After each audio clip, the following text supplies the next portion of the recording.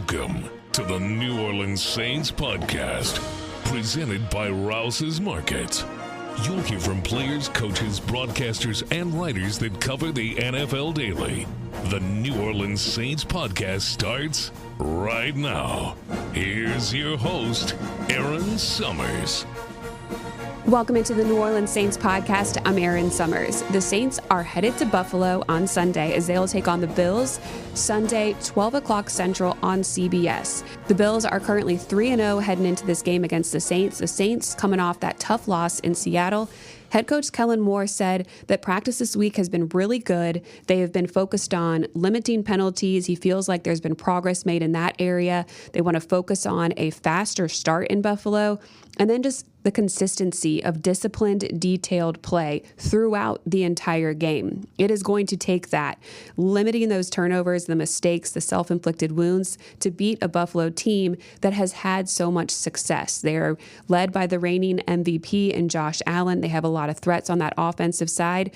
Defensively, however, there is an opportunity for the Saints to expose them. Right now, they are last in the league in run defense. They're second in pass defense, but last in that run defense. So if the Saints can control the line of scrimmage, establish their run game, and control the time of possession as well, then there are opportunities for this game to trend in the Saints' favor. One thing that may help the Saints this game is the fact that for the first time all season, we should have our projected starting offensive line together and on the field. Trevor Penning, the left guard, he hurt himself during the preseason game, was dealing with a turf toe injury. He has been back at practice for the second week in a row. He was active last week, but did not take the field. He will be good to go this weekend alongside Taliese Fuaga, right tackle, who has been out the last game with the knee and back injury. He has been a full participant at practice on Thursday and Friday, has no injury designation, so he will also play.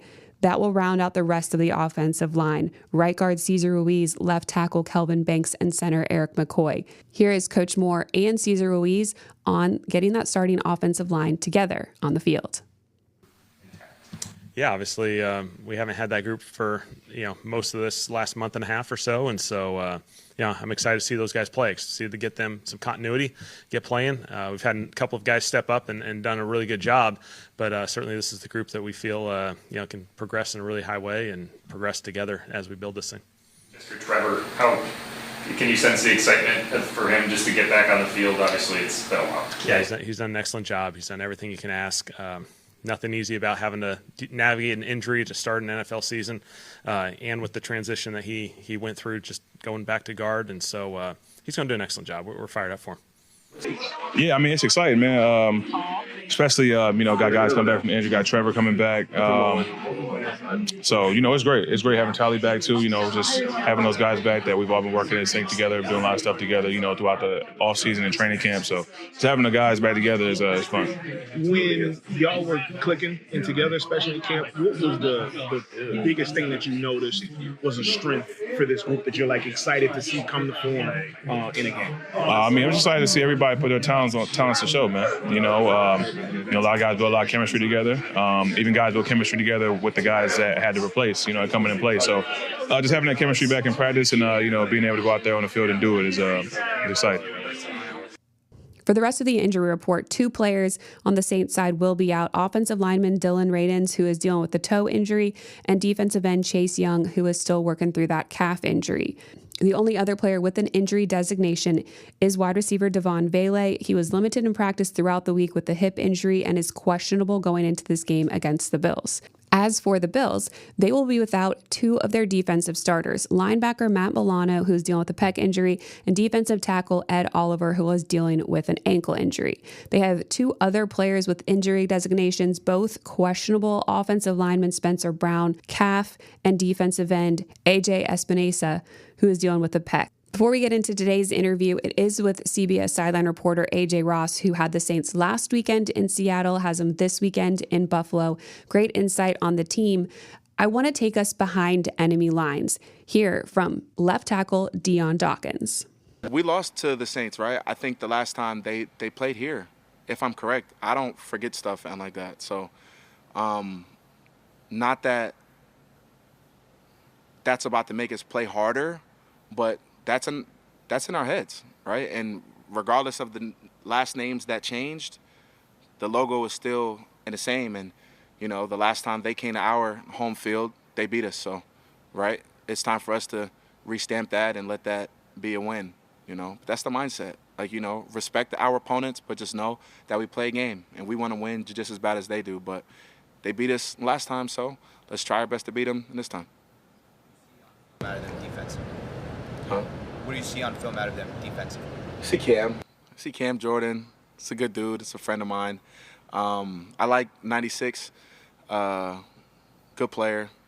The guys play hard, man, and they play hard. And I enjoy when people play the game the right way. And these guys play the game the right way. So it'll be a very respectful game from player to player because we respect good opponents. And one, their record doesn't really define them. Like, they only lost by, like, I don't know, a touchdown or less, right? And it's like games can go either way. But within that, I see a good group of guys, and I speak on the defense. I know they have a younger quarterback, but the defense, I think that they play well. And for a defense that plays well, that means they're coming to get who? 17. So for us to know that these guys are coming in here to take out our guy, we got to be on our pivot, as always. AJ did add some things as well on what the Bills' focus is going up against the Saints. So let's get into that interview now with CBS sideline reporter AJ Ross. AJ, thank you so much for joining me on the New Orleans Saints podcast. It's been great seeing you on the sidelines, and we're getting you again for the next 2 weeks. You were in Seattle, now you're going to be in Buffalo, and then you finally get to come to New Orleans, which will be the best atmosphere, the best venue, of course. How are you? I'm great. I'm excited to be with you all for another week. It's, just a fun part of the season to see how teams are developing and growing. When you look at last week's game, I mean, you were right there on the field. What were the feelings throughout the game on the sideline from the Saints' perspective? I think from the Saints' perspective, obviously things went left pretty early on in that first quarter. So you could kind of feel the energy shift early on. But I could also see Spencer Rattler, Cam Jordan, other leaders along the sideline still, really being vocal and encouraging guys. And they still had a lot of fight in them. And it was just, the game played out in a way that it was hard to come back from that deep a hole that early in the game. But you can see that this is a team that has a lot of fight and resolve. So, and that was something that was also, we witnessed in weeks 1 and 2 when those games were decided by one possession and the Saints were that close to maybe winning 1 or 2 of those games. So I think it is very interesting at this juncture of the season, which Saints team is going to show up this Sunday in Buffalo. Is it going to be a little closer to those first couple weeks or last week where it seemed, I think Saints fans would like to believe that was out of character. So many coaches will say through the first 4 weeks, first quarter of the season, you still are learning your team. You're still, finding things out as far as different players' strengths, and even just people learning the schemes on both sides of the ball, or all 3 phases, I should say. So yeah, it'll be interesting to see which Saints team shows up on Sunday. And I think that's very true when it comes to the Saints team with the new head coach, new offensive, defensive coordinators, a lot of new pieces and elevated positions on the field. So they are still in a building phase and trying to get everything together. When you look at where the Saints team is and you look at where the Bills team is and the historic success that they've had, they obviously have one of the best quarterbacks there, and they're pretty solidified in who they are. Do you get kind of like a David and Goliath feel going into this game? You could say that for sure, but I also think just these are 2 teams in 2 very different spaces, with the Saints having so many new players. 24 new guys on the roster this year. The Bills have obviously had some turnover, but the mainstays as far as, the coaching staff, Josh Allen, the reigning MVP, seems to find a way with whomever they have around him. Dawson Knox has been there for quite some time along there with him, one of his favorite targets. And if you wanted to characterize this Bills team, especially from a Sean McDermott standpoint, their defense has consistently been, something that, I think teams have to respect and is formidable. So the Bills haven't had as many changes in recent years as the Saints have, and not to make excuses, it's just it is what it is. And I had the opportunity to speak with Sean McDermott today, and he even admitted he recalls being in that position as a first year coach, and just trying to find his way, and the staff trying to figure things out. So there's a lot of layers and nuances to a rebuilding year. You mentioned talking to McDermott today at the Bills facility earlier as you're getting prepped for the game on Sunday. What has the conversation been like with the coaches, the players about this matchup against the Saints? What are some of the things that they're highlighting? They are not underestimating any team. It's a one game at a time mentality. They're coming off of a mini bye, if you will, because they last played last Thursday against Miami. And the Bills also have things that they are working on as a team, regardless of their opponent. So as we asked them specific questions about the Saints, it was I would say their answers were more geared toward things that they want to perfect over the long haul of the season, but not at all dismissing that this is a Saints team that, again, made a very competitive game against the 49ers to start out the season. And it was something, a particular game that they paid attention to. So, everybody's aware that, any given Sunday, for lack of a better phrase, any given Sunday, you gotta bring it. Yeah.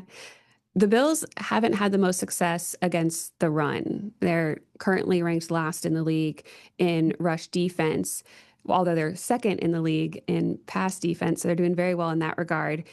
You mentioned Alvin Kamara. I think it was your opening hit in Seattle, talking about the success that he had there.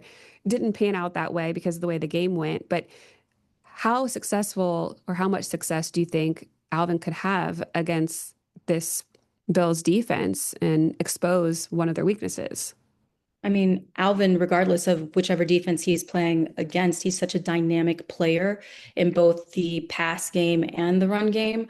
I think it honestly also is not just singular to him. It's the offensive line, right? So, as I understand, there are some guys that are trending towards possibly playing on Sunday, and this may be the first time that the Saints have their, projected starting O-line together this coming Sunday. So I think that could obviously make a huge difference. And as you noted, the Bills' Achilles heel, so to speak, so far this season has been stopping the run. I think they allowed almost 150 yards on the ground to Miami.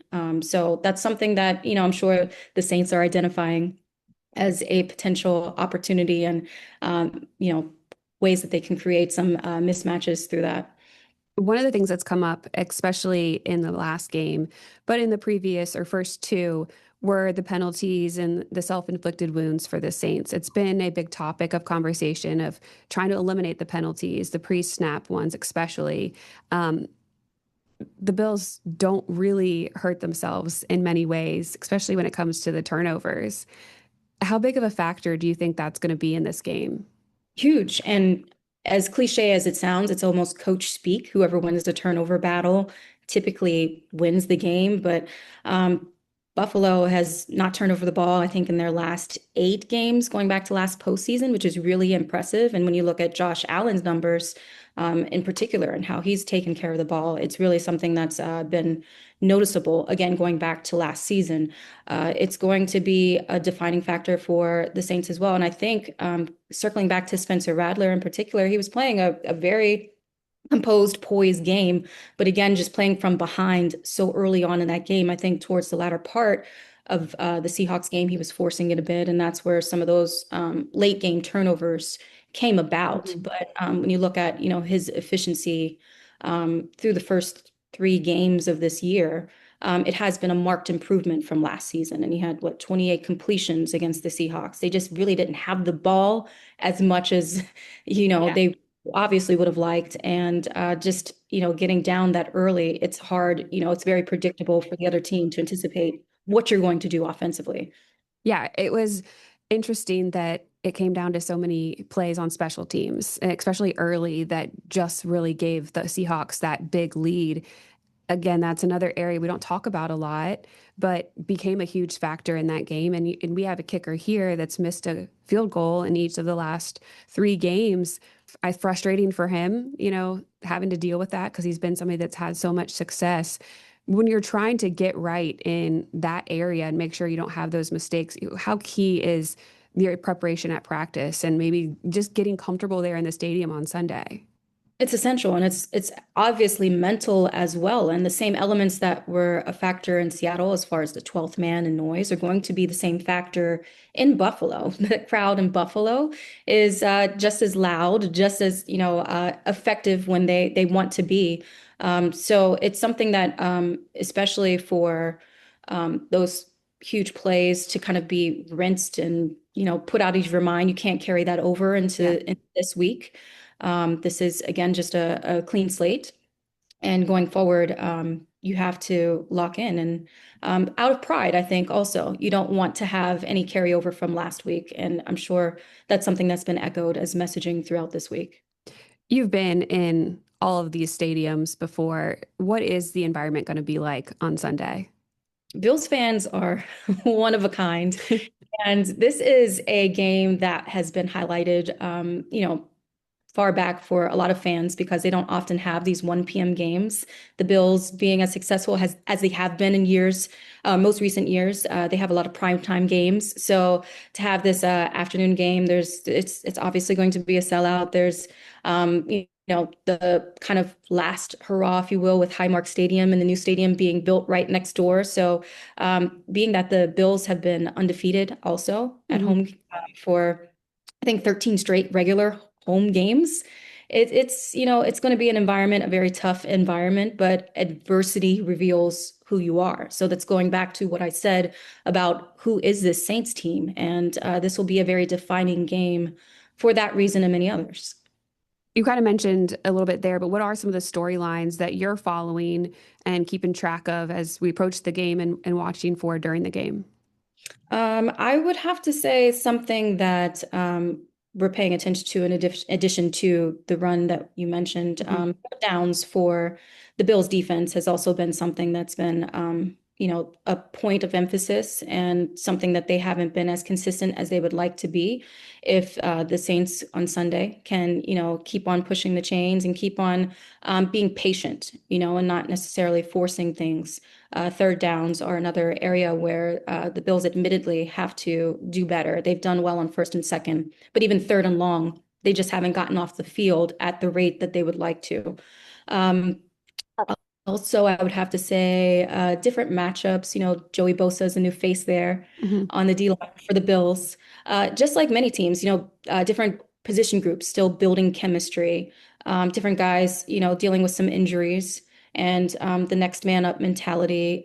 There's been a couple rookies with the Bills that have had to step up, just as for the Saints. It's a lot of similar storylines that mirror each other, but as we already noted, it's just two different teams that have different established histories, if you will, or coaching staff. So how that all plays out Sunday will be interesting. I think something that's going to be funny is if Carl Granderson is able to get a sack on Josh Allen, because they played together in college for 3 years. And so they know each other very well. And Grando right now leads the team in sacks with 3.5. So didn't get one last week. So that's what I'm aiming for or rooting for, is Grando getting Josh Allen on the ground. Because I think that would also be beneficial to the Saints game plan if they can pressure Josh Allen, because he is just seems to make things happen. Absolutely. And I had the chance to ask Josh about going, toe-to-toe with his old Wyoming teammate. And he said he's for sure looking forward to it. He noted, just as you did, he wasn't able to, get sacked in practice back in their college days. Yeah. They haven't kept in touch as much as they did, early on in their careers. But Josh is looking forward to the reunion and hoping that he stays clean. He doesn't want to give Carl that talking piece. Yeah. Well, Carl is a lot faster and the scheme is working well for him. So hopefully that happens, because that will definitely mean good things for the Saints if they can apply that pressure. When it comes to game day for you, what's your usual routine? It varies week to week depending on how much I'm responsible for before the game. I think some people may assume as a sideline reporter, you just, show up and the ball's kicked and you say whatever on the fly, but there's so much homework leading up to these games. And as I mentioned, there's meetings, multiple meetings. And usually on a typical Sunday, I'm there by 8 a.m., 9 a.m., catching different players off the bus, doing different reports for our pregame shows. And by kickoff, I'm already warmed up and ready to tell all this information I've acquired throughout the week or leading up to the game because it's just so much. And it's exciting to get that lens behind the scenes to some of these storylines and be able to, tell fans something that they don't already know. What is something from the Saints last game that you didn't get to touch on or talk about? That's a good question. Because I feel like it's sideline reporting, like 95% of the stuff that you know and you have ready to go, you don't use because the game dictates a lot of where you go with things. There's always stories that I'm like, I really wanted to tell that story. And I wish that guy would have just caught a touchdown. Like, I think we didn't lean in as much with Kellen's homecoming, obviously, and it not going as he probably would have hoped. The Saints also practicing early and some of the bonding that they did off the field leading up to that Seahawks game. When we spoke with Demario Davis, and he was telling us, it's kind of interesting being is he a year older or younger than Kellen? But either way, just that age gap between a player and a coach. He was joking about, that being a very different dynamic, obviously, than his prior experience. And I think also talking a little bit more about what Cam Jordan brings as, a guy that's, only missed 2 games in his entire tenure with the Saints, and his leadership, his humor, of course, just all the intangibles that he brings to that locker room and his steady presence more than anything, what it's meant to that organization. That's something I'm sure we'll get into a little bit more this coming Sunday. Yeah, it is interesting because the age of the head coach and even Cam and Demario and a couple other older vets are people that have been in the locker room for a long time. They do hold that leadership quality, and they've said that it's been different working with the head coach that's younger. I don't know how much more hip Kellen is. He's got young kids, so maybe he can relate to some of the younger guys in the locker room too. But it's definitely a different dynamic. When you talked to Kellen before the game last week, what stood out to you about him? Kellen is a guy that seems to be a player's coach, and that I think he relates in a way that at least even Alvin Kamara said this to us. Obviously he knows ball, but he breaks it down is a very relatable, digestible way for the players. So Kellen seems, I think, confident in that. He has experience as a former player himself. He has a different lens that he's bringing with that experience. And this is new for him, and he's okay admitting he doesn't know what he doesn't know. So he's surrounded himself with other guys that, have more experience, that can offer insight in different areas, that can support him. And he's humble enough to accept that as in addition to being the head coach. You're going to be heading to the Superdome later this year, soon, and it is the 50th year anniversary of the Dome. So what's a good memory that you have from covering a game there? Oh my gosh, can I actually pivot? I mean, I have several from covering the Saints, but I have to say I was there for the Final Four a few years ago. Yeah. With CBS, and the energy inside the Superdome was unlike any other venue I have to say that I've been a part of a Final Four for. Okay. Just love the city of New Orleans for the food, the culture, the people. It's always a great time every time I go. But circling back to Saints games in particular, I love how there's still, I think, with even just the music within the stadium, there's this infusion of, again, New Orleans culture. And you feel like there's not any other stadium quite like that. That is, yeah. It's like I can't stand still on the sidelines. I'm trying not to dance in between plays or commercial breaks because it's a fun atmosphere to be a part of. Yeah, you can dance. That's okay. I'm sure people hype you up on the sideline too. When you got started in sports, did you ever think you'd be covering a Final Four and doing these games every weekend? No, yes and no. I mean, it's a dream job. I feel so incredibly blessed and grateful. And having paid dues, I did news before I did sports, and I did news for a number of years. And even though I wanted to pivot, I had different people telling me no for different reasons. And finally taking that leap of faith and to see all of this come to fruition, I think everything happens for a reason, for sure. And my news experience for sure helps in what I do now. Mhm. But myself, even 10 years ago, one-man banding, could I have seen myself, doing this now? No, Yeah. not at this rapid ascension rate. No. What drew you to sports? Why did you want to pivot? I always loved sports. I played sports. I played basketball growing up. I ran track. I'm from Pittsburgh. We are insane about our football in Pittsburgh, as a lot of NFL cities are. So I think when people even ask me, like, what's my favorite sport? It's like maybe football, basketball, like neck and neck photo finish. Yeah. And I think there's something, just the power of sports to unify people. And there's something about the symbolism of sport and athletes overcoming, odds or adversity, and you being able to transfer that to your own life in respective ways. There's just something very powerful with that has always drawn me to sports. Yeah. I do like how it can be just an escape for anybody. You can really just for 3 hours on a Sunday be upset at somebody else, Yeah. be happy at somebody else, and just forget about your own life and what's going on.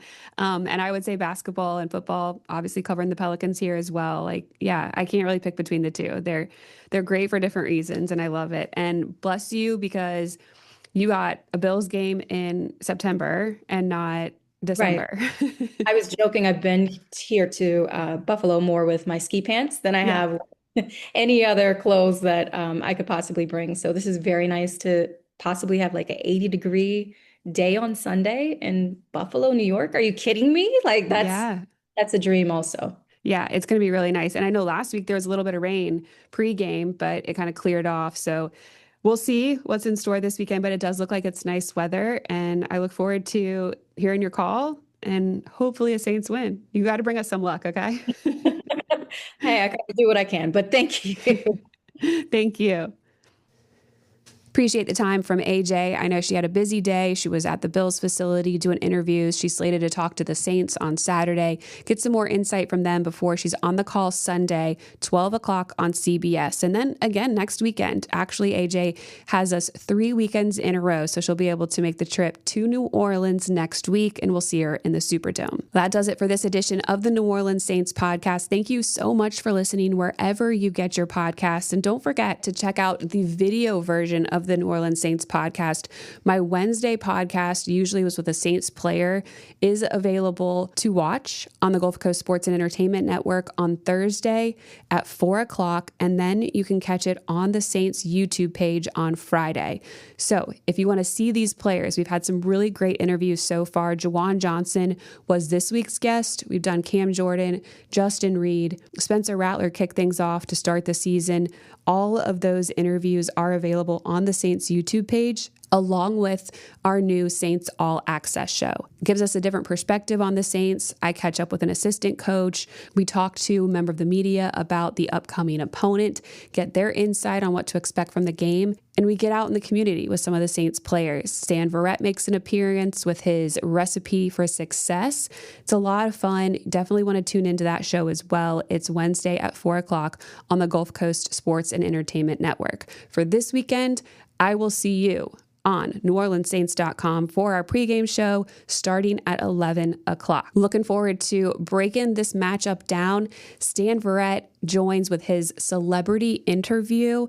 This week, he caught up with Chris Berman to get his perspective on this Saints-Bills matchup. You don't want to miss it. That's 11 o'clock, NewOrleansSaints.com, or anywhere on our socials. Thanks so much for tuning in here. See you guys on Sunday, and let's go Saints. Thanks for listening to the New Orleans Saints podcast presented by Rouse's Markets. Join us 3 times per week on NewOrleansSaints.com, the Saints mobile app, or you can download the podcast on iTunes. We'll see you next time, right here on the New Orleans Saints podcast, presented by Rouse's Markets.